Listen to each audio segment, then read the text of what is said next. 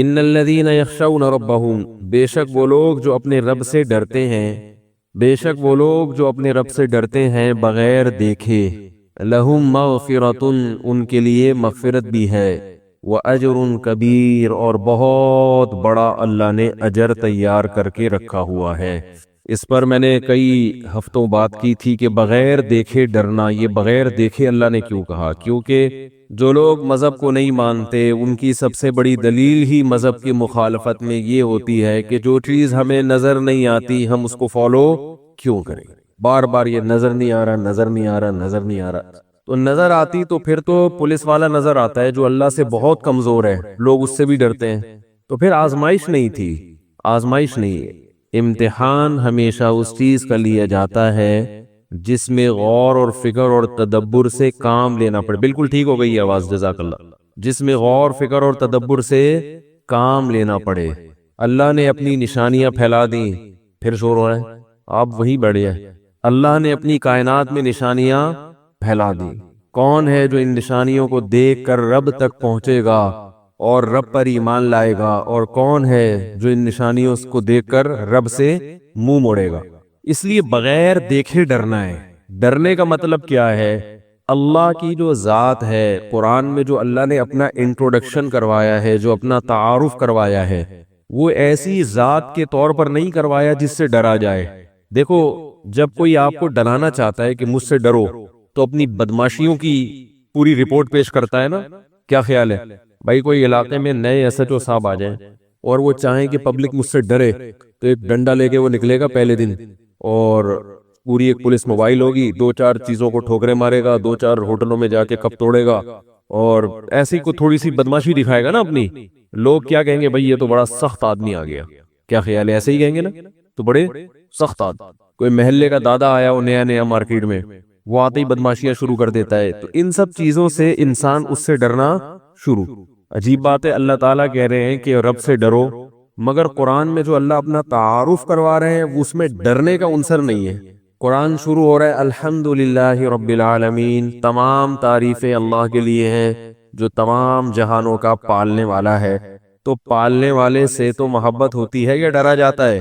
آپ اپنے پالنے والے کو جب دیکھتے ہو کہ جو، دیکھو بچے کو ماں پالتی ہے تو بچہ ماں سے ڈرتا ہے یا محبت کرتا ہے؟ محبت کرتا ہے۔ وہ تو جس چیز سے ڈرے گا تو ماں کی طرف جائے گا۔ بچے کو جب بھی دنیا میں کسی بھی چیز سے ڈر لگتا ہے تو بھاگتا کہاں ہے؟ ماں کی گود کی طرف۔ اس کو پتا ہے کہ ماں بچائے گی اور ماں مجھے پالتی ہے۔ تو اللہ جو اپنا انٹروڈکشن کروا رہے ہیں قرآن مجید میں، تمام تعریفیں اللہ کے لیے ہیں جو تمام جہانوں کا مربی ہے، پالنے والا ہے۔ آگے اللہ نے اپنی صفت بیان کی، الرحمن، بہت بڑا مہربان، الرحیم، نہایت رحم کرنے والا۔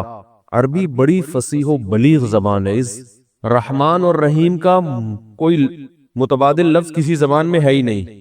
انگلش میں کہتے ہیں موسٹ مرسیفل، اردو میں کہتے ہیں بڑا مہربان، حالانکہ رحمان الگ ہے، رحیم الگ ہے۔ عربی بہت فصیح و بلیغ زبان ہے۔ دیکھو اللہ کے جو 99 نام ہے نا، 99 جو قرآن میں جن کا تذکرہ ملتا ہے، ان 99 ناموں کا کسی اور زبان میں ترجمہ ہی نہیں ہو سکتا، کیونکہ دوسری زبانوں میں وہ الفاظ ہی نہیں ہیں۔ اس کو بس وہ موسٹ اور اس طرح کے الفاظ لگا لگا کے نا کوشش کرتے ہیں کہ اس کے قریب پہنچے۔ تو اللہ نے اپنا جو تعارف کروایا الرحمن، رحمان بھی مبالغہ ہے۔ مبالغہ سمجھتے ہو؟ جیسے گڈ بیٹر بیسٹ نا، گڈ کا معنی اچھا، بیٹر کا معنی زیادہ اچھا، بیسٹ کا معنی سب سے اچھا۔ تو مبالغہ، اس مبالغہ کہتے ہیں کہ کسی میں کوئی صفت کوٹ کوٹ کے بھری ہوئی ہو، کوٹ کوٹ کے کسی میں کوئی صفت بھری ہوئی ہو تو اس کے لیے عربی میں الگ سے الفاظ استعمال ہوتے ہیں۔ جیسے آپ یوں سمجھ لیں کہ ایک ڈرائیور ہے۔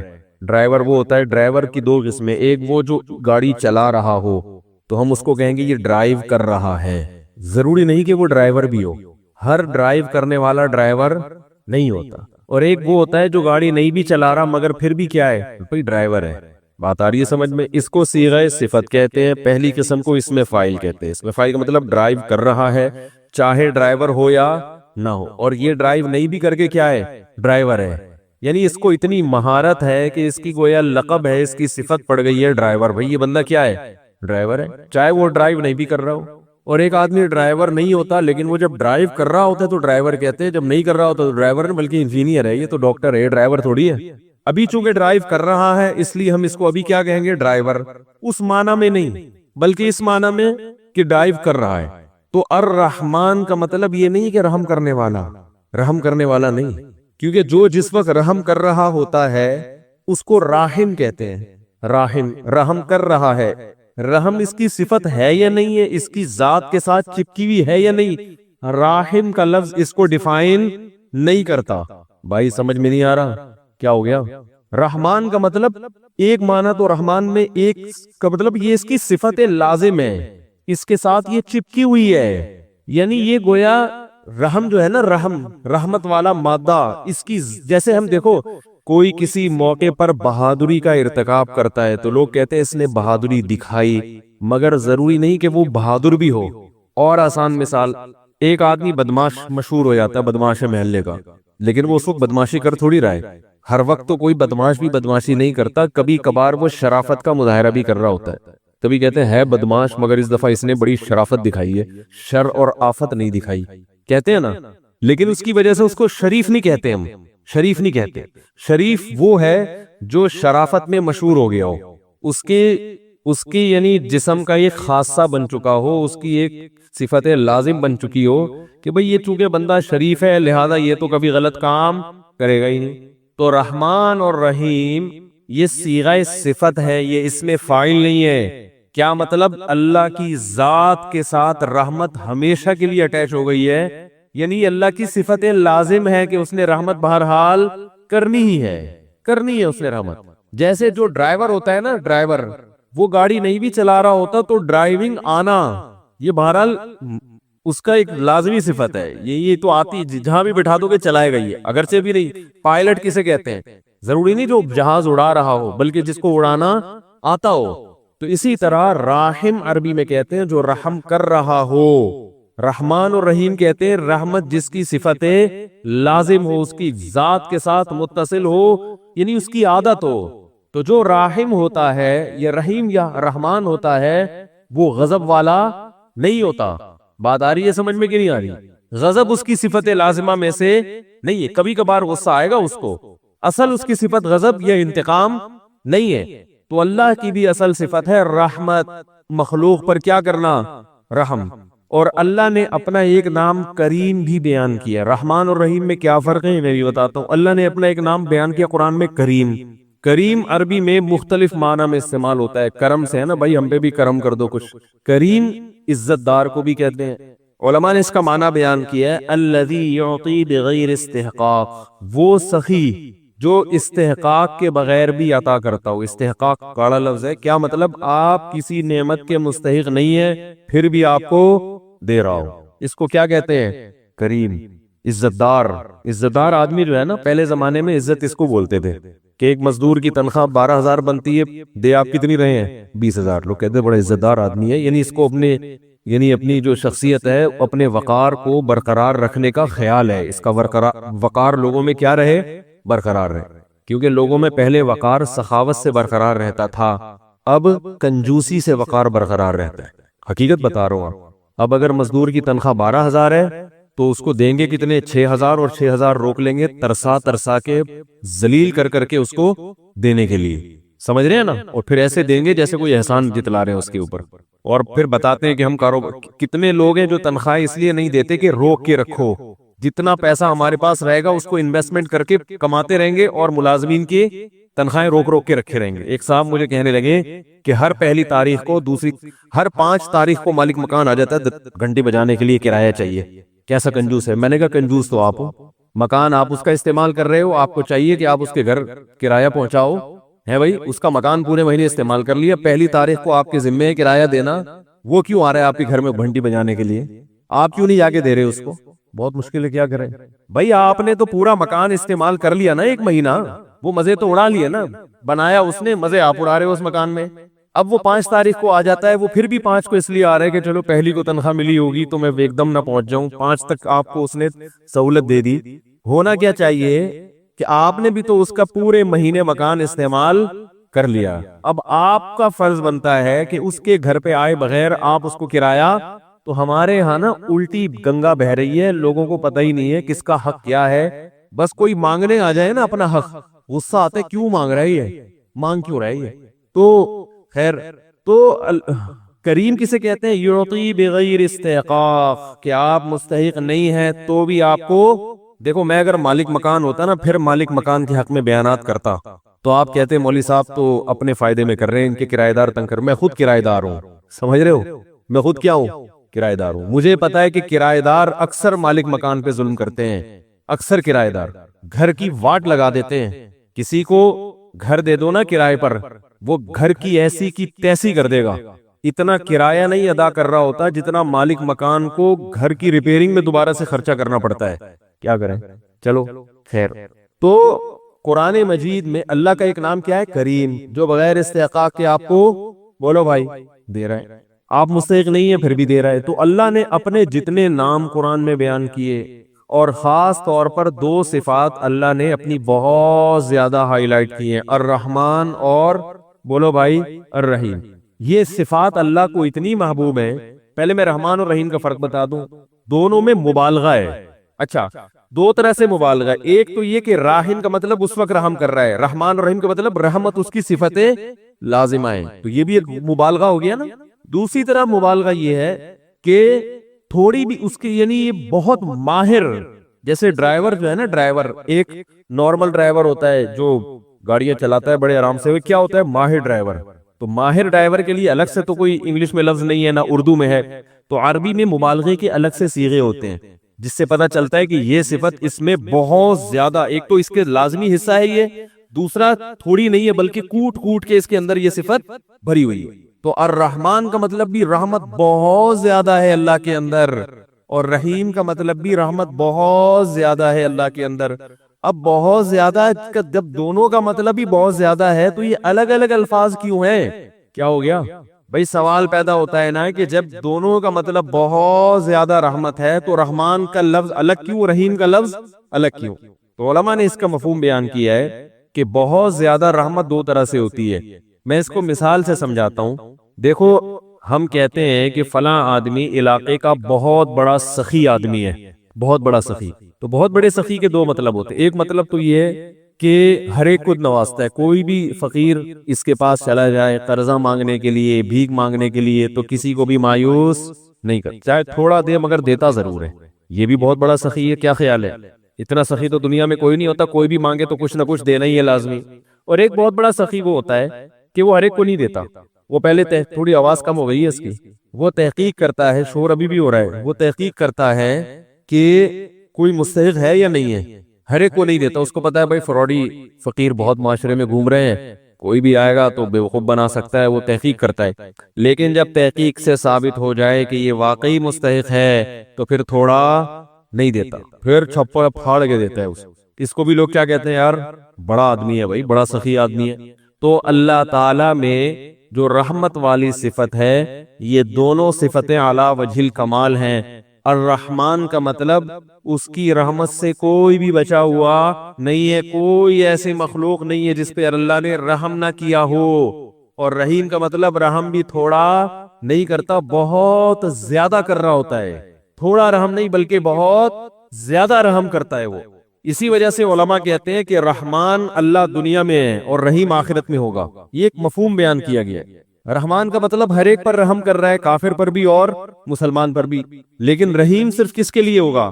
مسلمان کے لیے آخرت میں، جو جنت کی صورت میں ان پر رحم کرے گا، جو جس کی کوئی مثال نہیں ملتی. جنت ایسی اللہ نے بنائی ہے کہ بہت تھوڑا عمل ہم نے کیا اور اللہ اس کا بدلہ بہت زیادہ دے گا. جنت، آج لوگ جنت کا بھی مذاق اڑاتے ہیں. مولانا طارق جمیل صاحب کا بیان ہونے والا تھا یونیورسٹی میں، تو کسی نے فیس بک پہ پوسٹ لگائی ہوئی تھی کہ وہ یونیورسٹی کی لڑکیوں کے ساتھ کہیں گئے ہوں گے تفریح کرنے کے لیے. تو ابھی ہم نے دنیا کی حوریں دیکھی، اب کل ہم جنت کی حوروں پر بیان سنیں گے. ابھی ہم نے دنیا کی حوریں دیکھی، اب کل ہم کس پر بیان سنیں گے؟ جنت کی حوروں پر. ٹھیک ہے، اس طرح کی پوسٹ چلانے والے کا مقصد کوئی جنت کا مذاق اڑانا نہیں ہوگا، لیکن حقیقت ایسی چیزوں سے جنت کی اہمیت کم ہو جاتی ہے، ایک مذاق بن جاتی ہے کہ اچھا ایک چلو یہ بھی ایک حور ہے تو وہ بھی ایک حور ہے. تو اس طرح کی پوسٹ نہیں چلانی چاہیے. میں یہ نہیں کہہ رہا وہ گستاخ رسول ہیں اور گستاخ ہیں ان کا سر قلم کر دو، اور اتنا بھی فری ہونے کی ضرورت، جذباتی ہونے کی ضرورت نہیں ہے. بعض دفعہ انسان کی توجہ نہیں ہوتی، وہ ایک چیز مزاح میں کر دیتا ہے، لیکن میں نہیں کہہ رہا کہ وہ یہودی ایجنٹ ہے، پری پلان یہ کام کیا ہے. یہ لوڑے لپاڑے جو آج کل مارکیٹ میں آ رہے ہیں سب کچھ چلا دیتے ہیں. لیکن حقیقت کیا ہے کہ اس طرح کی جو چیزیں ہیں وہ جنت کا کسی بھی طرح سے مذاق نہ اڑایا جائے. جنت ایک حقیقت ہے، بہت بڑی حقیقت ہے، اور خاص طور پر جنت میں حوروں کا بہت مذاق اڑایا جاتا ہے. یہ لبرل لوگ اڑاتے ہیں کہ یہ مولوی لوگوں کو حوروں کی لالچ میں بیوقوف بنا کے. ایک لبرل تھا بلکہ ایتھیسٹ تھا، اس نے ایک لمبے چوڑے کمنٹس کیے ہوئے تھے یوٹیوب پہ ایک میرے بیان پہ، کیونکہ وہ بیان انہی لوگوں کے خلاف تھا جو مذہب کے خلاف ہیں. اس نے یہ چلایا بتا کہ یہ مولویوں نے جنت میں بھی جنسی ہوس اور ان سب چیزوں کا لوگوں کو لالچ دی ہوئی ہے. دنیا میں یہ 4 شادیوں کی لالچ دی ہوئی ہے ان لوگوں نے، ہوس، جنسی ہوس، اس کو نام دیا تھا جنسی ہوس کا. اور جنت میں بھی یہ لوگوں کو ٹھرکی بناتے ہیں، جنسی ہوس کا شکار کر کے حوروں کی لالچ دیتے ہیں، ایسی خوبصورت ہوں گی، یہ ہوگا، فلانا ہوگا، ڈمکانا ہوگا. تو یہ بڑے اس نے کمنٹس کیے ہوئے تھے. یہ جو دور ہے نا، یہ پروپیگنڈے کا دور ہے، بہت سے لوگ متاثر ہوتے ہیں ایسے کمنٹس کے. تو میں نے نیچے اس میں یہ لکھا کہ یہ جو صاحب اس نے بہت زیادہ اعتراضات کیے تھے اسلام پر. تو میں نے نیچے کمنٹس میں یہ لکھا تھا کہ یہ صاحب جو بھی ہیں اسلام پر اعتراضات کر رہے ہیں، یہ مجھ سے آ کے ملیں. بات آ رہی ہے سمجھ میں؟ تمیز سے بیٹھے میرے پاس، میں ان سے انشاءاللہ محبت سے بات کروں گا. اب بھی اگر وہ صاحب میرا بیان سن رہے، لائیو جاتا ہے بیان، اس قسم کے کوئی بھی لوگ ہیں، یہ لوگ ڈرتے ہیں کہ مولوی کے پاس آئے تو یہ کہیں ٹکر نہ مار دیں اور کوئی قتل نہ کر دیں. ایسا کچھ نہیں ہے. جس کو اسلام پر واقعی اعتراضات ہیں، چاہے یہ اعتراض ہو کہ جنت میں حوروں کی لالچ دے کے یہ جنسی ہوس کا مریض بنا رہے ہیں نوجوانوں کو، کوئی بھی بات ہے نا، تمیز سے یوٹیوب پہ کمنٹس نہ کریں، تمیز سے آئیں، بیٹھیں. میں ایسے لوگوں کو وقت دینے کے لیے تیار ہوں. اگر وہ انشاءاللہ چاہے گا بات کو سمجھنا سننا، بہت تمیز سے بات ہوگی. پھڈے بازی لوگ یہ سمجھتے ہیں ہم نے اگر یہ کر دیا تو گستاخی کا فتویٰ، میں گستاخی کا فتویٰ نہیں لگاؤں گا، کیونکہ ایک آدمی مانتا ہی نہیں ہے اسلام کو، تو میں کیسے، وہ تو جو آپ کے دل میں ہے، جو آپ کے دل میں اسلام کے بارے میں، علماء کے بارے میں، مولویوں کے بارے میں جو کچھ آپ کے دل میں بھرا ہوا ہے، آپ آ کے میرے سامنے بتائیں. میں انشاءاللہ تمیز سے پوری بات سنوں گا، غصے کا اظہار بولو بھائی نہیں کروں. جو کہنا ہے میرے پر، کوئی کسی کو بیٹھنے بھی نہیں دوں گا پڑوس کہ ایسا نہ وہ اٹھ کے کوڑ دے، جذباتی ہوتا نا، یہ اس نے یہ ہمارے نبی کو یہ بولا. تو بھائی آئے تمیز سے بیٹھ کے بات کرے، انشاءاللہ اس کے اشکالات اللہ نے چاہا تو ہم حل کریں گے. اسلام میں اتنی جان ہے، اتنی طاقت ہے کہ وہ اپنا لوہا منوا سکتا ہے. ہاں جو سمجھنا ہی نہ چاہے، جس کو باقاعدہ پروپیگنڈے ہی کے لیے بٹھایا گیا ہو، جس نے یہ فیصلہ کر لیا ہو کہ میں نے ماننی نہیں ہے، تو پھر اس کا دنیا میں کوئی بھی علاج نہیں ہے. پھر تو یہ کہ ہم سمجھائیں گے. کچھ دن پہلے ایسی صاحب آئے تھے اسلام پر اعتراضات کی، میں نے ہر اعتراض کا جواب دیا، وہ خاموش ہو گئے بالکل. پھر سمجھ میں نہیں آ رہا، میں نے کہا میں تو اس سے زیادہ نہیں سمجھا سکتا. اب ہدایت کس کے ہاتھ میں ہے؟ اللہ کے ہاتھ. کچھ ایسے بھی ہیں جو سمجھ میں آ گیا ان کے. کتنے لوگ الحمدللہ مسلمان ہو چکے ہیں، کتنے ایتھیسٹ ہیں جو ایتھیزم سے توبہ کر چکے ہیں. وہ ان کے بھی میسج آتے ہیں کہ حضرت میں مکمل لبرل آدمی تھا، سارا دن اسلام کے خلاف بولتا تھا، الحمدللہ بیانات سن کے اللہ نے مجھے ہدایت دے دی ہے اور مجھے اسلام سمجھ میں آ گیا ہے، اسلام سے محبت ہو گئی ہے. تو تمیز سے بیٹھ کر بات کرو. اس طرح پروپیگنڈا کرنا، ایبیوز لینگویج استعمال کرنا، یہ شریف لوگوں کا کام نہیں ہے. نبی صلی اللہ علیہ وسلم کو بہت برا بلا کہا ہوا تھا اس شخص نے کہ وہ دیکھو یہ اتنی خود 11 شادیاں کر کے عیاشی میں پڑ گئے اور لوگوں کو بھی 4 کے عیاشی میں ڈال دیا. تو یہ سب پروپیگنڈے ہیں. ان سب باتوں کا ہمارے پاس جواب موجود ہے، تو میں ابھی ان کا جواب نہیں دوں گا، موضوع چینج ہو جائے گا. تو جنت ایک حقیقت ہے، اللہ نے بنائی ہے نیک بندوں کے لیے. جنت کی حوریں بھی اس میں ایک حقیقت ہے. جنت میں شراب کی نہریں ہیں، شہد کی نہریں ہیں، دودھ کی نہریں ہیں. ہمیں تو سب چیزیں چاہیے. جس کو یہ لگتا ہے کہ یہ عیاشی ہے تو بھائی وہ نہ جائے جنت میں. کیا خیال ہے؟ وہ اللہ سے کہے اللہ مجھے نہیں چاہیے، لیکن پھر وہ دنیا میں بھی ان چیزوں کو حاصل کرنے کی کوشش نہ کرے، کیونکہ یہ سب نائٹ کلب کے عادی ہوتے ہیں. اس طرح کے جتنے لوگ ہیں نا، ان کو وہ جنت میں جو اللہ نے حوروں کا نقشہ کھینچا ہے وہ تو لگ رہی ہوتی ہے کہ یہ مولوی لوگوں کو معاذ اللہ ٹھرکی بنا رہے ہیں، یہ کر رہے ہیں، وہ کر رہے ہیں. لیکن خود ان کی راتیں کیا کن چیزوں میں گزارتے ہیں، کتنے لڑکیوں سے ان کی دوستیاں ہوتی ہیں، یہ لوگ ہم سے زیادہ جانتے ہیں. ٹھیک ہے نا یہ تو ہم سے زیادہ جانتے ہیں. تو ان کے ہاں تو حلال و حرام کا کوئی فرق ہی نہیں ہے. تو اللہ تعالیٰ نے ایک حقیقت رکھی ہے، مرد کے دل میں عورت کی رغبت رکھی ہے. تو جنت جب عیش و عشرت کی جگہ ہے تو کیا کرنا ہے ایسی جنت کا جس میں عورتیں ہی نہ ہو کیا خیال ہے؟ وہ میں چٹکلا سناتا ہوں نا، کئی بار آپ سن چکے ہیں وہ ایک بچے نے، ایک مس تھی، انہوں نے وہ بچے بیٹھے ہوئے تھے، اسٹوڈنٹس بیٹھے ہوئے تھے، ان سے معاہدے لیے کہ دیکھو بیٹا پکا وعدہ کرو، پکا وعدہ کرو کہ پان گٹکا نہیں کھاؤ گے. انہوں نے کہا مس پکا وعدہ پان گٹکا نہیں کھائیں گے. بیٹا پکا وعدہ کرو چوری نہیں کریں گے. مس کبھی بھی چوری نہیں کریں گے. ہر چیز پہ وعدہ کر رہے تھے، سارے معاہدے کروا لیے، ملک کی خدمت کریں گے، یہ کریں گے وہ کریں گے، ایمانداری سے جہاں بھی جائیں گے ایماندار. آخر میں کہا کہ بچوں پکا وعدہ کرو لڑکیوں کا پیچھا نہیں کریں گے. بچوں نے کہا پکا وعدہ لڑکیوں کا پیچھا نہیں کریں گے. اب بچوں جو ہے نا اندر وعدہ تو کر لیا. اب مس نے کہا اچھا پکا وعدہ کرو ملک پر جب جان دینے کی باری آئی تو جان دیں گے. انہوں نے کہا دے دیں گے، ایسی زندگی کا کرنا بھی کیا ہے ہم نے. جب جان دینے کی باری آئے گی تو کیا کریں گے؟ جان دے دیں گے. زندگی کو بچا کے کرنا بھی کیا ہے؟ تو یہ تو اللہ تعالیٰ نے ایک نظام بنایا ہے. دنیا میں بھی دیکھو اللہ نے جوڑے پیدا کیے ہیں، عورت کے لیے مرد کو، مرد کے لیے عورت کو، اور جعل بینکم مودۃ ورحمہ، آپس میں بے پناہ محبت رکھ دی ہے. یہ نہ محبت نہ ہو تو دنیا بھی کیا ہو جائے، سب پان گٹکوں کا مزہ کرکرا ہو جائے گا، سب ختم ہو جائے گا. تو اسلام نیچرل مذہب ہے، وہ وہی بات کرے گا جو فطرت کے قریب. تو جب اللہ نے اپنے نیک بندوں کے لیے جنہوں نے اچھا حوروں کا وعدہ بھی اللہ نے ان چیزوں پہ رکھا ہے جو بہت ہی کڑوی ہے، ان چیزوں پہ اللہ نے رکھا ہے. میں حیران ہوتا تھا، حدیث میں آتا ہے جس شخص نے غصے پہ قابو کیا، غصہ آ رہا ہے مگر اللہ کی خاطر وہ غصے کے کڑوے گھونٹ کو پی گیا. بڑا مشکل کام ہے جب غصہ آئے اور کمزور پہ آئے. طاقتور پہ تو سبھی پی جاتے ہیں. اپنے باس پہ غصہ آ رہا تو کڑوا گھونٹ نکلے گا باہر نکل کے، پھر الٹی کر کے نکال دے گا وہ سارا گھونٹ. باس پہ تو کوئی بھی غصہ نہیں. کوئی جونیئر آفیسر ہے آرمی میں، وہ ابھی جیسے مجھے بھی غصہ آ رہا ہے پی رہا ہوں میں، کیا خیال ہے بھائی؟ بار بار اسپیکر دائیں بائیں ہو رہا ہے. انہوں نے بڑی محنت کی آج پھر بھی پتہ نہیں کیا مسئلہ ہے. تو غصے کے کڑوے گھونٹ کو پینا سخت. کمزور پہ، بیوی پہ غصہ آ رہا ہے پی گئے، بچوں پہ غصہ آ رہا ہے پی گئے، بوڑھے باپ پہ غصہ آ رہا ہے پی گئے. کیونکہ وہ بیچارہ وہ اتنے کما کے کھلانا تھا، کھلا دیا، اب وہ آپ کے کام کا نہیں ہے. وہ بیچارہ بس پڑا ہوا ہے کھانس رہا ہے. اب وہ بات پہ آپ کو پوچھتا ہے کہاں جا رہے ہو، کہاں سے آ رہے ہو، آپ کو غصہ آتا ہے. اللہ کیا کہہ رہے ہیں، اس غصے کے کڑوے گھونٹ کو پی جاؤ. بڑا مشکل ہے پینا. اس پہ کوئی الاؤنس نہیں ملتا گورنمنٹ کی طرف سے، اس پہ کوئی تنخواہ نہیں بڑھتی، انکریمنٹ نہیں لگتا، اس پہ کچھ بھی نہیں ہوتا. تو یہ صرف اللہ کے لیے کہ یار باپ پہ غصہ آ رہا ہے پی جاؤں، ماں پہ غصہ آ رہا ہے. بیٹی کو ماں پہ آج غصہ آتا ہے نا تو نکال دیتی ہے غصہ، وہ چپ نہیں بیٹھتی. یہ آج کل لڑکیوں میں بڑا مسئلہ ہے، ماں کے سامنے چیختی چلاتی بہت ہے. یہ تصور نہیں تھا ہمارے معاشرے میں کہ بیٹی ماں کے سامنے اونچی آواز سے بات کرے، لیکن آج کل ہو رہا ہے. چھوٹی بچیاں تو چلو، وہ تو چھوٹ، بالغ بیٹیاں، کیا فائدہ ایسی تعلیم کا بھائی؟ آپ نے ماں کے سامنے اپنی زبان پہ کنٹرول کرنا نہیں سیکھا تو کیا فائدہ ایسی تعلیم کا؟ سارا زور ماں باپ کا بھی نا، سارا زور تعلیم پر ہے. پھر اولادیں ایسے ہی نکلتی ہیں. تربیت کی ان کو بھی فکر. انسان کا بچہ جو ابھی کہہ رہا تھا نا مارکیٹ میں شارٹ ہے، پڑھے لکھے کو انسان کا بچہ نہیں کہتے، تربیت یافتہ کو انسان کا بچہ کہتے ہیں. سمجھا پا رہا ہوں میں اپنی بات؟ جس کی تربیت ہو، جو اپنے بڑوں کے سامنے چپ رہتا ہو، اس کو کیا کہتے ہیں؟ یہ مارکیٹ میں ایسے لوگ شارٹ ہیں.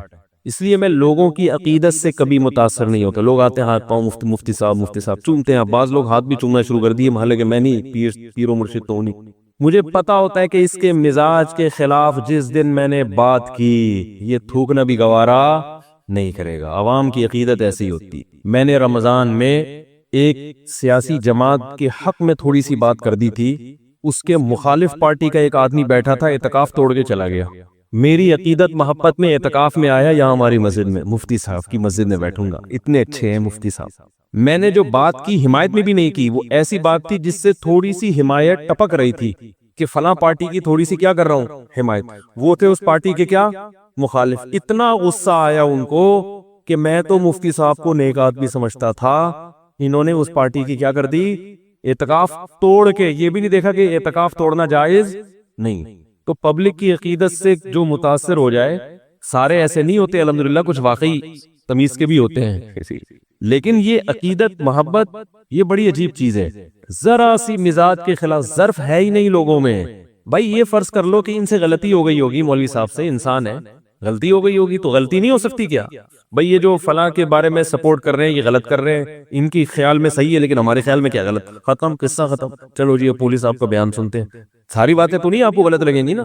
اور بعض دفعہ یہ بھی ہوتا ہے کہ آپ خود غلط ہوتے ہیں جو بیان کرنے والا ہے وہ جس کی حمایت کر رہا ہوتا ہے وہ حمایت واقعی کیا ہوتی ہے. جیسے یہ غلط ہو سکتے ہیں تو آپ بھی تو غلط ہو سکتے ہیں نا.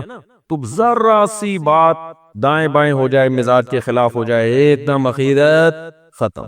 تو پھر باپ کے ساتھ بھی یہی سلوک ہے، ماں کے ساتھ بھی یہی سلوک، جس کو عالم مفتی کہتے ہیں اس کے ساتھ بھی یہی سلوک، جن کو مولانا طارق میر صاحب کا دیکھو نا کیا حشر کیا.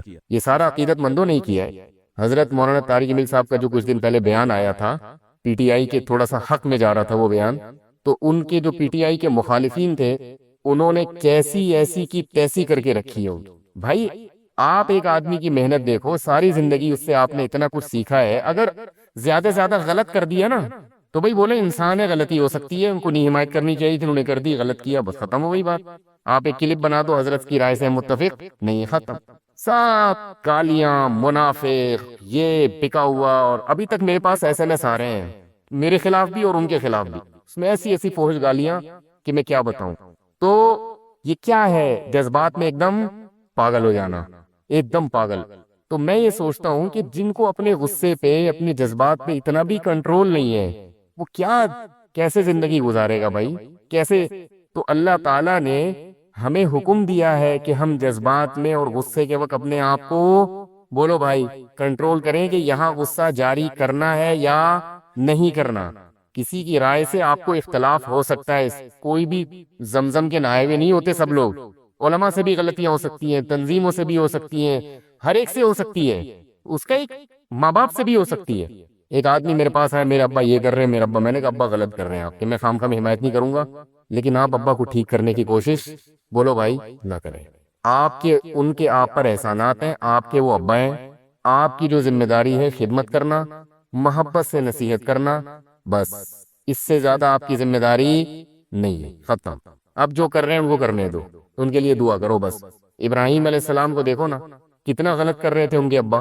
ابراہیم علیہ السلام کے جو والد تھے آزر، بت بنا کے بت فروخت کرتے تھے، اور بیٹا بت شکن، بالکل الگ الگ مذہب. سورہ مریم دیکھیں، ابراہیم علیہ السلام نے اپنے والد سے کہا یا ابتی، اے میرے پیارے ابا، اے میرے پیارے ابا. ابتی محبت کا لفظ ہے.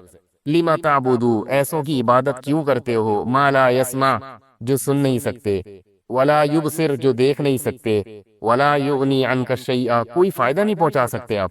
اے میرے پیارے ابا، ایسے نصیحت کر رہے ہیں. اور پھر ابا کی طرف سے دھمکی، لأرجمنک، میں تجھے پتھروں سے مار کے ہلاک کر دوں گا.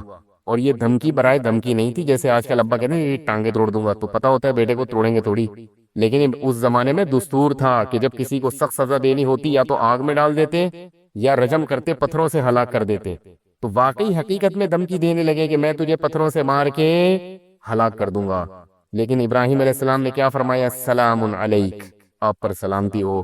سأستغفر لک ربی، میں تو مایوس ہو گیا آپ سے مگر اپنے رب سے مایوس نہیں ہوا. میں اللہ سے آپ کے لیے مغفرت کی دعا کرتا رہوں گا. اس وقت مشرک کے لیے دعا پر پابندی نہیں تھی. میں اللہ سے آپ کے لیے کیا کروں گا؟ دعا کروں گا. انہ کان بی حفیہ، میرا رب آپ پر مہربان ہو یا نہ ہو، مجھ پر بہرحال، کیونکہ آپ مشرک ہیں، آپ کی دعا نہیں سنے گا لیکن میری سن لے گا، تو میری وجہ سے آپ کی مغفرت کر دے گا، میری وجہ سے آپ کی مغفرت کر دے گا. پھر بھی جب دیکھا کہ نہیں باز آ رہے ہیں اور مجھے بھی مجبور کر رہے ہیں، پھر ہجرت کر لی وہاں سے. اس لیے میں لوگوں سے کہتا ہوں کہ ابا کے ایسے ظلم ہو رہے ہیں کہ ناقابل برداشت ہو گئے، تو زبان مت چلاؤ، گھر بدل لو، الگ ہو جاؤ ابا سے. کہ بھائی نہیں، آپ لوگ نہ شروع ہو جائے بلا وجہ ابا سے. کوئی اس قسم کے ابا ہوں کہ وہ واقعی اتنا بعض دفعہ ظلم کر بھی رہے ہوتے ہیں، جینا حرام بھی کر دیتے ہیں، ایسے بھی ہوتے ہیں. ہر چیز مارکیٹ میں ہے، کوئی بھی چیز شارٹ نہیں ہوتی، یعنی ختم نہیں ہوتی، شارٹ ہو جاتی. تو ظالم لوگ بھی، یا مائیں بھی ظالم ہیں. بعض مائیں بیٹیوں پہ ایسا ظلم کر رہی ہیں کہ ان کو نفسیاتی مریض بنا دیا انہوں نے. بعض مائیں، اکثر تو مائیں اچھی ہوتی ہیں، ماں سے بڑھ کر کون ہوتا ہے. تو ایسی صورت میں ہم کہتے ہیں بھائی کیا کر لو، چپکے سے بولو بھائی علیحدگی اختیار کرو. پھر ابا سے روز تھوڑی دیر آ کے ملا کرو، اور اس نیت سے ملو کہ ابا نے جو جھاڑ پلانی ہے بس سن کے واپس آ جانا ہے. بھائی آدھا گھنٹہ بیٹھوں گا، ٹائم دیکھ کے ابا نے پلانی ہے، بے تو کم بخت پہلی نالائق، تو اب تو الگ بھی ہو گیا. ہاں ایسی ہوتی ہے اولاد، یہ تجھے سکھاتے ہیں مدرسے والے، یہ تجھے سکھاتے ہیں تبلیغ والے. وہ ابا نے سنانی، آپ جاؤ آدھا گھنٹہ بیٹھو کہ بھائی میں نیت کرتا ہوں ابا کی سننے کی. اللہ کے لیے ہے نا، میں نیت کرتا ہوں ابا کی الٹی سیدھی سننے کی، کیونکہ وہ میرے، جب نماز میں لوگ لمبی چوڑی نیتیں کرتے ہیں نا، میں نیت کرتا ہوں ابا کی سننے کی، الٹی سیدھی سننے کی، کیونکہ وہ میرے ابا ہیں، ان کی سنوں گا تو ثواب ملے گا. اور کیا وہ بھی وہ بتاؤں گا کون سا ثواب ملے گا. تو وہ بس سنوں گا کیونکہ ابراہیم علیہ السلام نے تو اس سے بھی زیادہ سنی ہے، ان کو تو اس سے بھی زیادہ دھمکیاں ملی تھی، یہ سب محاسبے مراقبے کر کے آپ پہنچے، آدھا گھنٹہ تمیز سے سنے، اس کے بعد بولے اور ابا سنائے کوئی خدمت میرے لائق، خدمت میں تجھے گھنٹے سے، تو اس طرح آدھا گھنٹہ ہو تو پھر پتلی گلی سے نکل لے۔ تو جو اکثر ابا ایسے نہیں ہوتے، ابا سے بڑھ کر تو کوئی اولاد کے لیے ہے ہی نہیں نا نعمت، لیکن ہزاروں میں کوئی ایک اس طرح بھی ہوتے ہیں، تو میں ان کو یہ مشورہ دیتا ہوں، جاؤ سن کے اور کچھ ہدیہ بھی دے دو ان کو، خرچہ بھی اٹھاؤ ان کا، ہدیہ بھی دو۔ دیکھو سب کچھ عبادت سے نہیں ہوتا، آج جو دین کی طرف آتا ہے تو کچھ تھوڑا سا عبادت کی طرف تو رجحان ہو جاتا ہے، اخلاق کی طرف رجحان، اور اخلاق بھی اگر اچھے ہوتے ہیں نا کسٹمر سے اچھے ہو جاتے ہیں، بس مصیبت ہی اخلاق پر حضرت مولانا طارق صاحب کا بیان سنے گا تو اخلاق کس کے ساتھ اچھے ہو جائیں گے، جا کے کسٹمر کے ساتھ، صحیح ہے نا، بیوی کے ساتھ اچھے نہیں ہوں گے، اولاد کے ساتھ اچھے نہیں ہوں گے، ابا کے ساتھ اچھے نہیں ہوں گے، اماں کے ساتھ پھر بھی وہ ویسے کے ویسے ہی رہیں گے۔ تو اینٹ کا جواب پتھر سے دیتے ہیں، اسلام میں خونی رشتوں کی اہمیت غیروں سے بہت زیادہ، یاد رکھو، تھوڑی زیادہ نہیں ہے، بہت زیادہ ہے۔ قرآن میں اہل جنت کی جو جہاں بھی صفات بیان کی، اکثر جگہوں پہ رشتہ داری کا ذکر اللہ نے لازمی کیا۔ میں جب تلاوت کرتا تھا نا ان آیات کی، جب ہم نئے نئے دین کی طرف آئے، یعنی مدرسے کی طرف گئے، تو میں حیران ہوتا تھا کہ یہ تو ویسے ہی انسان میں نیچرل ہے رشتہ داروں سے محبت، یہ قرآن اتنا ہائی لائٹ کیوں کرتا ہے اس چیز کو؟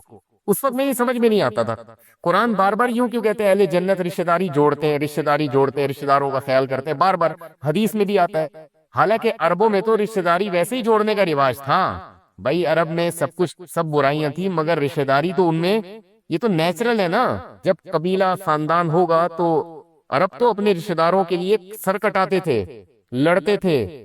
عربوں میں یہ دستور نہیں تھا کہ ایک بھائی کو آپ نے پیٹ دیا تو بس اب گئے، نا نا نا نا، ایک بھائی کو کسی نے مار دیا تو اب اس بھائی کے جتنے ریلیٹیو ہیں وہ آپ کو نہیں چھوڑیں گے، بولیں گے ہمارے بھائی پہ ہاتھ کیسے اٹھایا، وہ تو کٹ جاتے تھے، پوری پوری نسلیں کٹ جاتی تھیں۔ آج بھی قبائلی علاقوں میں اسی قسم کا رواج ہے، وہ ایک قتل ہو جائے تو پرپوتا جا کے انتقام لے رہا ہوتا ہے کہ میرے پردادا کو اس نے مارا تھا، وہ نہیں چھوڑے گا۔ تو رشتہ داری تو اس زمانے میں لوگ جوڑتے تھے، تو قرآن نے پھر اتنا اہتمام، دیکھو بت پرستی کے خلاف قرآن نے بولا اتنا زیادہ، تو سمجھ میں آتا ہے کہ بت پرستی اس وقت معاشرے میں کیا خیال ہے بھائی، پھیلی بھی تھی، تو رشتہ داری کو اتنا فوکس کیوں کر رہا ہے قرآن؟ آج سمجھ میں آتا ہے، اللہ کو پتا تھا کہ ایک زمانہ ایسا آنے والا ہے جس میں فیملی سسٹم تباہ ہو جائے گا، یورپ کا کلچر، مغربی کلچر ہمارے معاشرے میں پھیل جائے گا، پھر لوگ دوستوں کو، کلائنٹ کو، کسٹمر کو اہمیت دیں گے، رشتہ داروں کو اہمیت نہیں دیں گے، اور رشتہ داری جوڑنے میں جو برکتیں اور فائدے ہیں وہ دوستیوں میں نہیں ہیں۔ خونی رشتے جو ہے نا، یہ ایک دوسرے کی تربیت کی فکر میں لگے رہتے ہیں، نیچرل ہے یہ، تو یہ جتنے مضبوط ہوں گے، ان میں جتنی زیادہ محبت ہوگی، اتنا ہی معاشرے میں نا صالح افراد پیدا ہوں گے، اچھے افراد پیدا ہوں گے، اور جتنی ان میں آپس میں نفرتیں ہوں گی، اتنے ہی معاشرے میں چور اور ڈاکو زیادہ پیدا ہوں گے۔ تو یہ بہت، اسلام نے بہت زیادہ اس فیملی سسٹم کو مضبوط کرنے پر زور دیا ہے، یہ تمہارا نظام جو فیملی کا جو سسٹم ہے نا، بہت مضبوط ہونا چاہیے، اس کے جوڑ کی بہت کوشش کی ہے، یہاں تک کہ نبی صلی اللہ علیہ وسلم نے فرمایا، جب نبی نے فرمایا نا رشتہ داری جوڑو، بہت زیادہ آپ نے تاکید کی اور بہت زیادہ آپ نے اس کی اہمیت بیان کی قرآن میں بھی، تو صحابہ کو خیال ہوا کہ بھائی رشتہ داری جوڑنے کا مطلب یہی ہے کہ بھائی ہم بھی اچھا سلوک کریں جیسے کہ وہ اچھا کر رہا ہے۔ تو نبی صلی اللہ علیہ وسلم نے یہ غلط فہمی دور کی، فرمایا کہ نہیں، رشتہ داری جوڑنا اسے نہیں کہتے کہ جو تم سے جڑے تم اس سے جڑو، نا نا نا نا، یہ مطلب ہی نہیں ہے۔ فرمایا رشتہ داری جوڑنے کی جو میں ترغیبیں دے رہا ہوں، جس پر اللہ نے جنت کی بشارت دی ہے، یہ وہ ہے کہ وہ تم سے ٹوٹے پھر بھی تم اس سے جڑو۔ یہ بڑا مشکل کام ہے بھائی، بہت بڑا مشکل کام ہے، کیونکہ طیش میں آ جاتا ہے آدمی، کیونکہ انسان اسی سے جڑتا ہے جس سے اس کا کوئی مالی مفاد وابستہ ہو، ورنہ وہ جڑ کے کیا کرے گا؟ کیا خیال ہو گیا بھائی؟ غلط تو نہیں کہہ رہا؟ ارے بھائی ایک آدمی ناراض ہوتا رہا، لوگ کیا کہتے ہیں، کوئی بھائی سے ناراضی ہو جائے، بہن سے ہو جائے، ہونے دو، میرا کیا اکھاڑ لے گی، کہتے ہیں نا، میں ٹی وی میں آ رہا ہوں، کیا کچھ بول تو لو بھائی۔ بھائی بہنوں میں لڑائی ہو جائے تو وہ ایک دھمکی دے کہ میں تجھ سے بات نہیں کروں گی، دوسری جواب میں کیا کہتی ہے، تو بات نہ کر کے میرا کیا اکھاڑ لے گی، یہی بولے گی نا، جب نہیں کرنی ہے کرو، نہیں کرنی ہے۔ ہم تو بھائی جو تمیز سے بات کرے اس سے تمیز سے ملتے ہیں، جو نہیں ملے ہم نہیں ملتے۔ یہ ڈائلاگ ہے جو مارکیٹ میں ایسے سستے بک رہے ہیں، مارکیٹ میں ہر جگہ آپ کو بھائی کی بھائی سے لڑائی ہے، بھائی ملتا ہے، ملے نہیں ملتا میرا یہ کیا سمجھتا ہے میں اس کے ٹکڑوں میں پلتا ہوں کیا؟ اللہ کا شکر ہے اپنا کھاتا ہوں اپنا پیتا ہوں. یہ سنتے رہتے ہیں ہم لوگ یہ. بھائی اپنا کھاتے ہیں اپنا پیتے ہیں، ہم کون سے ٹکڑوں میں محتاج ہیں؟ ملنا ہے ملو، نہیں ملنا نکلو. کیا خیال ہے؟ تو پہلے بھائیوں میں چلا، بہنوں میں چلا، اب ابا اما پہ بھی آ گیا. اب کہاں چلا گیا؟ ابا اما پہ بھی یہ ڈائلگ چل رہے ہیں.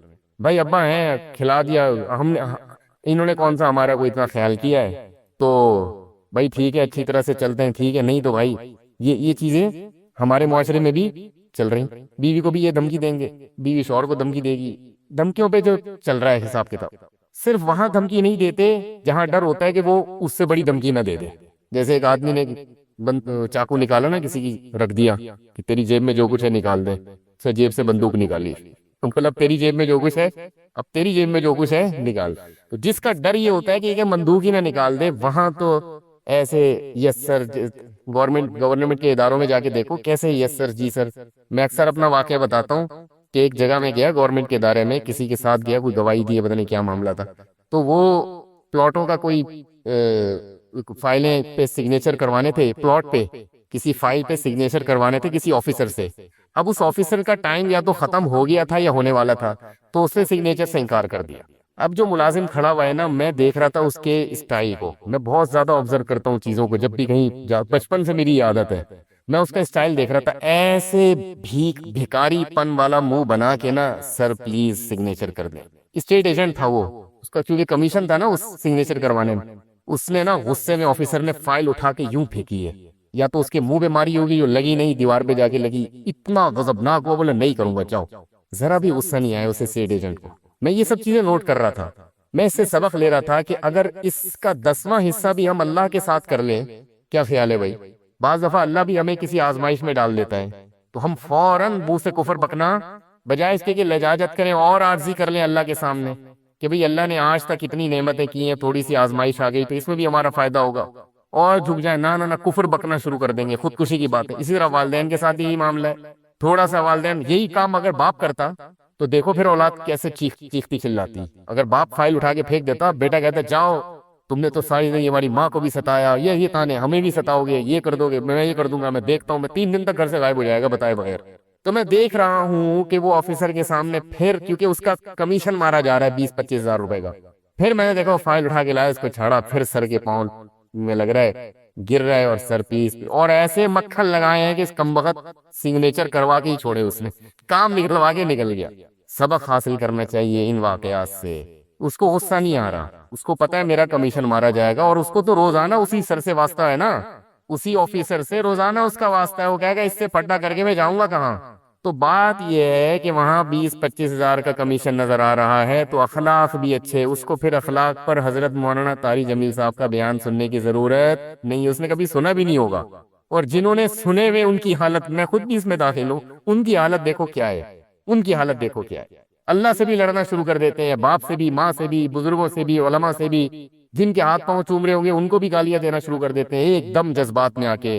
تو اس لیے اللہ تعالیٰ نے بتا دیا کہ دیکھو جو امپلائی اپنے آفیسر کے سامنے اس طرح سے جھک رہا ہے، کوئی ملازم، اس کو جتنا کمیشن مل رہا ہے وہ بہت تھوڑا ہے. میرے کہنے پر غصے کو پی جاؤ گے، برداشت کر لو گے. جہاں غصہ جاری کرنا حرام، بعض جگہوں پہ غصہ جاری کرنا واجب ہے، وہ تو ایک الگ چیز ہے. تو میرے کہنے پر اگر پی جاؤ گے، برداشت کرو گے، تو میں جو تمہیں کمیشن دوں گا وہ اس کمیشن سے بہت، بولو بھائی، زیادہ. وہ کیا کمیشن ہے وہ بتانے والا ہوں.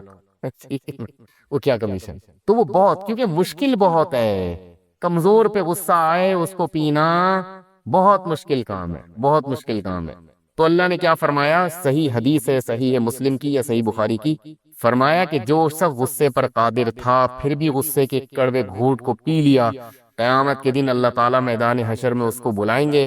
وَيُزَوِّجُهُ مِنَ الْحُورِ الْعِينِ مَا شَاءَ، کہ اللہ کہیں گے یہ اتنی ساری لاکھوں کروڑوں حوریں کھڑی ہوئی ہیں، ان میں سے جس سے کہے گا تیرا نکاح، بولو بھائی کر دو. جس سے کہے گا تیرا نکاح. ایک تو جنت کی حوریں، کیا خیال ہے؟ وہ ویسے ہی مشک و عنبر سے بنایا، پھر ان میں سے بھی آپ کو چوائس دی جائے، کیا خیال ہے؟ آپ کو کیا دی جائے کہ ان میں سے جس پہ ہاتھ رکھے گا وہ تیری ہوگی. ایک دفعہ غصہ کا گھونٹ پینے پر یہ اللہ کی طرف سے اجر ہے. اب اس میں لبرل لوگ تو بولیں گے کیا ان لوگوں کو حوروں کی لالچ میں رکھا ہوا ہے. بھائی ہم اللہ پر ایمان رکھتے ہیں، اللہ کی آیات پہ ایمان اللہ انسان کی فطرت کو جانتا ہے، مرد کی فطرت کو جانتا ہے، اس لیے اللہ نے ہمارے لیے وہی چیز بنائی جو اللہ کو بتائے ان کو سب سے، کیونکہ جو لبرل لوگ ہیں نا ان کو بھی اگر یہ چوائس دی جائے تو سارے اچھے اچھے بن کے دنیا میں یہ چوائس دے دیں نا، دنیا میں کچھ 15-20 حسین عورتیں کھڑی کریں اور یہ جو اسلام پر اعتراض کر رہے ہیں ان سے بولیں کہ تم یہ کام کرو، ان میں سے جس پہ ہاتھ رکھو گے تمہاری ہو جائے گی، پھر دیکھو پوری رات تہجد میں کھڑا رہے گا، عشاء سے لے کے، جو مذہب مخالف ہے نا عشاء سے لے کے فجر تک، فجر سے لے کے پھر عشاء تک نماز ہی پڑھتا رہے گا بیٹھے۔ تو یہ انسان کی فطرت ہے، اللہ نے جنت میں وہی چیز رکھی ہے جو ہمیں مرغوب ہیں، ایسی چیزیں رکھ دیں جو ہمیں مرغوب ہی نہیں ہے، تو یہ دین برحق کی علامت تھوڑی ہوگی، یہ کوئی اس کی علامت تھوڑی ہوگی دین برحق ہے، یہ تو اس کی علامت ہوگی یہ دین برحق نہیں ہے، یہ تو انسان کی نیچر ہی نہیں جانتا۔ تبھی تو قرآن میں آتا ہے کہ جب جنتی جنت میں جائیں گے تو وہ جو چیزیں جنت میں دیکھیں گے تو کہیں گے کہ کلما رزقوا منها من ثمرۃ رزقا قالوا هذا الذي رزقنا من قبل، وہ کہیں گے اللہ یہ تو وہی ہے جو دنیا میں بھی ہمیں تو نے دیا ہے۔ کیا مطلب؟ یہی دنیا کی نعمتیں ہیں جو جنت میں بھی ملیں گی، مگر اس کا ذائقہ اور اس کی لذت کو بڑھا دیا جائے گا اور اس میں عیب کو ختم کر دیا جائے گا۔ جو پھل ہے نا ان کے ذائقے کو اللہ بڑھا دیں گے، عیب اس میں ختم کر دیں گے، اس کے جو سائیڈ افیکٹ ہیں وہ کیا ہو جائیں گے؟ ختم ہو جائیں گے۔ وجہ کیا ہے؟ علماء نے لکھا ہے سوال پیدا ہوتا ہے کہ یہی نعمتیں کیوں ملیں گی؟ یہی نعمتیں اس لیے ملیں گی کہ جس چیز سے انسان مانوس ہوتا ہے نا اسی کی طرف اس کا دل مائل ہوتا ہے۔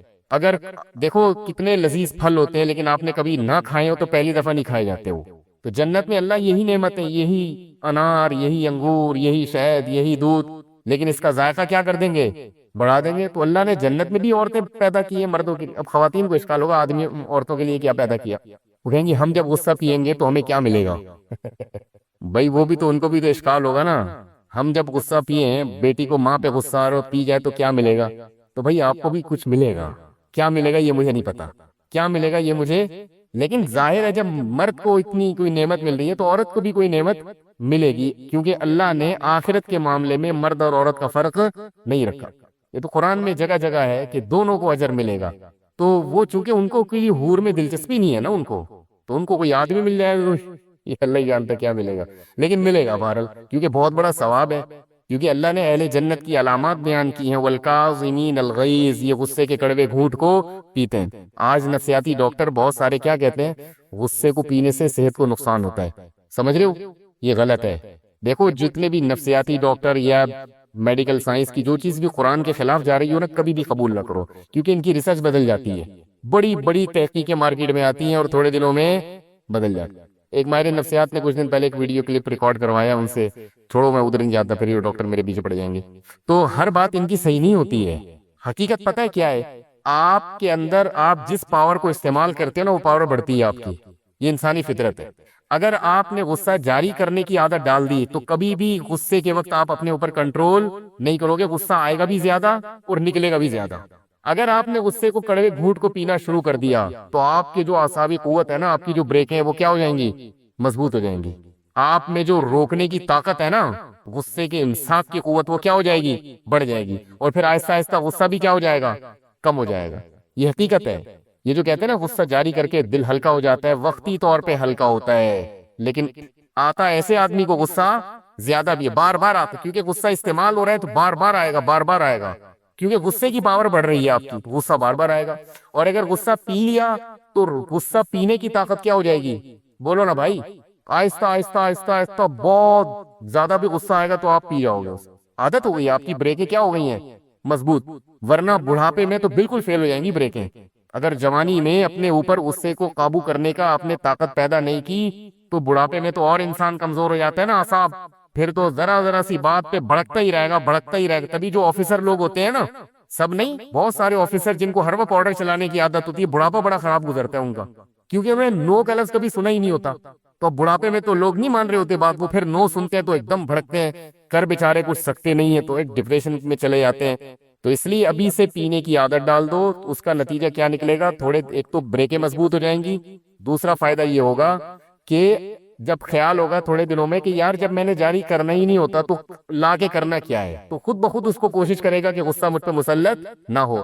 تو غصہ ختم کبھی بھی نہیں ہو سکتا، یاد رکھو، کم ہو جائے گا، کیونکہ لوگ بعض علماء کو غصے کی حالت میں دیکھ کے نیگیٹو کمنٹس کرتے ہیں، دیکھو یہ غصے، ان کو غصہ آ رہا ہے، تو غصہ ختم کبھی بھی نہیں ہو، یہ صرف گدھے میں غصہ ختم ہوتا ہے، کچھ کتنا بھی مال ڈال دو، کچھ بھی کر لو، وہ گدھے کا گدھا ہی ہے، کبھی بھی اس کو غصہ نہیں آئے گا۔ جو آدمی نارمل ہوتا ہے اس کو غصہ بہرحال آتا ہے، ہاں کم آتا ہے، زیادہ نہیں آتا، لیکن آئے گا ضرور، کیونکہ بہت کچھ غلط ہوتا ہے۔ اللہ نے انسان میں جو غصہ رکھا ہے وہ سیلف ڈیفenس کے لیے رکھا ہے، تو وہ بالکل ختم کر دیا تو معاملہ خراب ہو جاتا ہے۔ ابھی آج دوپہر کوئی صاحب ملنے کے لیے آیا، مجھے غصہ آ گیا، کیونکہ میں اتنا زیادہ ڈپریشن میں جانے لگا ہوں، ہر وقت کوئی نہ کوئی ملنے آ رہا ہے، ملنے آ رہا ہے، ملنے آ رہا ہے، ملنے آ رہا ہے بے وقت، پھر میں جان چھڑاتا ہوں تو چھوڑ نہیں رہے۔ بھائی وقت لے کر آؤ، جب کسی کے پاس آنا ہے تو میں تھوڑا سا معمولی سا میں نے غصہ کیا ان کے، میں نے کہا بھائی کوئی ٹائم ہوتا ہے، کہنے لگے نہیں ہم بہت دور، میں نے کہا ابھی آپ کو میں فارغ کر کے جاؤں گا، ادھر گیٹ پہ کوئی کھڑا ہوگا، میں دور سے آیا ہوں، وہاں جاؤں گا تو سیڑھیوں پہ چڑھ رہا ہوں گا گھر کی، وہاں سے آواز آئے گی میں ملنے کے لیے آیا ہوں، پھر گھر جا کے بیٹھوں گا، کوئی دروازہ نوک کرے گا کوئی ملنے کے لیے آیا ہے۔ یہ جو بڑے علماء ہوتے ہیں، یہ جو مشہور لوگ ہوتے ہیں، یہ تو پبلک میں آتے ہی نہیں ہے نا۔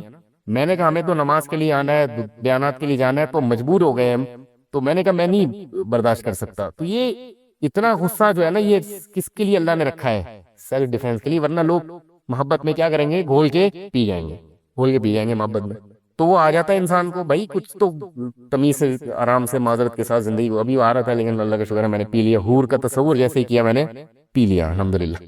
ٹھیک ہے، تو ملاقات ضرور کریں، 100 دفعہ کریں، لیکن وقت لے کے، ٹائم لے کے آؤ، پھر ہم نہ بیٹھیں تو آپ کا حق، پھر آپ غصہ کریں آپ کا حق بنتا ہے۔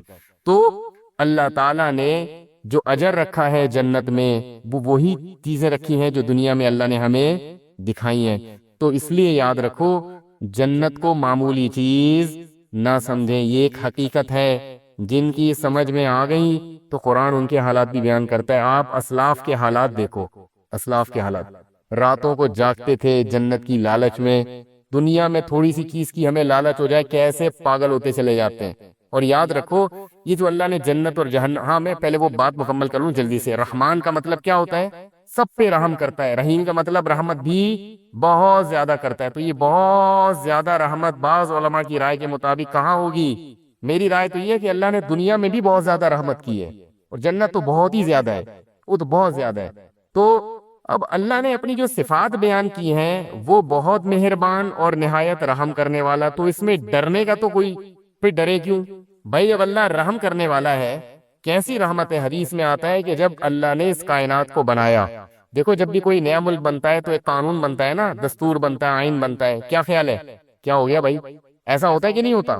جب بھی کوئی نئی ریاست وجود میں آتی ہے تو قانون بنتا ہے کہ بھائی اس ریاست میں اس آئین کے تحت سب سے پہلے یہ لکھا جاتا ہے یہ ایک لبرل حکومت ہوگی یا مذہبی حکومت ہوگی، کیا خیال ہے؟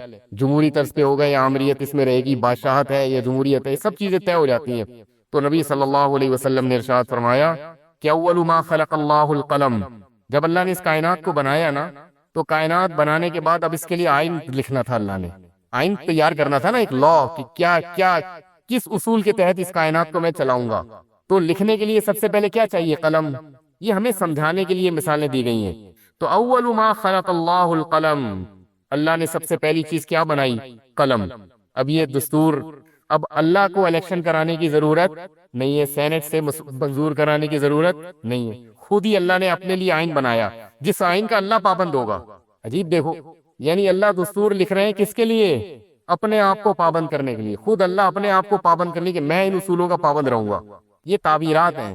فرمایا سب سے پہلی چیز جو اللہ نے اس قلم سے لکھی ہے، سب سے پہلی چیز بنائی قلم، اور اس سے کیا لکھا؟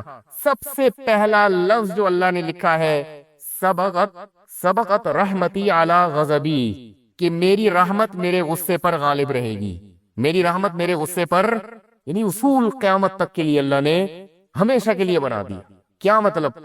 رحمت کی کوئی ریزن نہیں ہوگی، بات آ رہی ہے سمجھ میں؟ غالب کا مطلب یہی ہے نا بھائی، غصے کے موقع پہ غصہ آئے گا، سب کو آتا ہے، اللہ کو بھی غضب آئے گا غضب کے موقع پہ، لیکن رحمت غالب رہے گا۔ کیا مطلب؟ رحمت کسی ریزن کی محتاج، یعنی کسی پہ طرز کھاؤں گا، رحم کروں گا، اس کا کوئی سبب، یعنی ضروری نہیں کہ کسی نے کچھ اچھا کیا ہو تو میں اس پہ رحم کروں، ویسے ہی رحم کروں گا۔ اور غضب پر رحمت غالب کا مطلب بعض دفعہ ایسا بھی ہوگا کہ ایک پہلو اس کا تقاضا کرتا ہے کہ اس پہ رحم کیا جائے، اور ایک پہلو سے دیکھا جائے تو اس پہ یہ غضب کا مستحق ہے، تو رحمت والے پہلو کو ایسے موقع پہ کیا کر دوں گا؟ بولو بھائی، غالب۔ رحمت والے پہلو کو کیا کر دوں گا؟ غالب۔ تو یہ نہیں کہا کہ میرے اندر غضب ہی نہیں ہے، غضب کبھی پھر تو جہنم ہی نہ بناتا اللہ تعالیٰ، نافرمانوں کو کبھی سزا دیتا ہی نہیں۔ کیا مطلب؟ رحمت کے آثار زیادہ مرتب ہوں گے، معاف کرنے کا عنصر زیادہ رہے گا، سزا دینے کا عنصر ختم نہیں ہوگا، کم ہوگا۔ تبھی دیکھو قرآن میں آتا ہے وَيَعْفُو عَن كَثِيرٍ، فرمایا بہت ساری مصیبتیں تمہاری بدعمالیوں کی وجہ سے آتی ہیں، لیکن ساتھ ساتھ یہ بھی بتا دیا وَيَعْفُو عَن كَثِيرٍ، ساری بدعمالیوں کی سزا میں نہیں دیتا، بہت ساری خطائیں کیا کرتا ہوں؟ معاف کرتا ہوں، یعفو مٹا دیتا ہوں۔ ہمیں تو بہت تھوڑی غلطیوں کی سزا مل رہی ہوتی ہے، اس پہ ہم اتنا چیخ رہے ہوتے ہیں، سب غلطیوں کی ملنا شروع ہو جائے تو کسی قابل ہی نہ رہے۔ زیادہ تر کیا کر رہا ہوں؟ معاف، اور وہ بھی بغیر یعنی بغیر وجہ کے۔ اور اگر معافی کی وجہ ہو، یعنی غلطی کر کے توبہ کر لی، پھر یہ اللہ نے اپنے اوپر لکھ دیا کہ توبہ کرنے والے کو کیا کروں گا۔ آئین میں کیا لکھا ہے اللہ نے؟ جو توبہ کرے گا تو اپنے اوپر معافی کو کیا کر لیا اللہ نے؟ واجب، توبہ کو واجب کر لیا۔ 99 سال تک کوئی گناہوں میں مبتلا رہے، 99 سال میں اس کافر کو خیال آئے آج میں توبہ کر کے اسلام کی طرف آتا ہوں، آج میں گناہوں سے توبہ کرتا ہوں، تو اس کے آنے میں تو دیر ہو سکتی ہے، اللہ کے معاف کرنے میں دیر نہیں ہو سکتی۔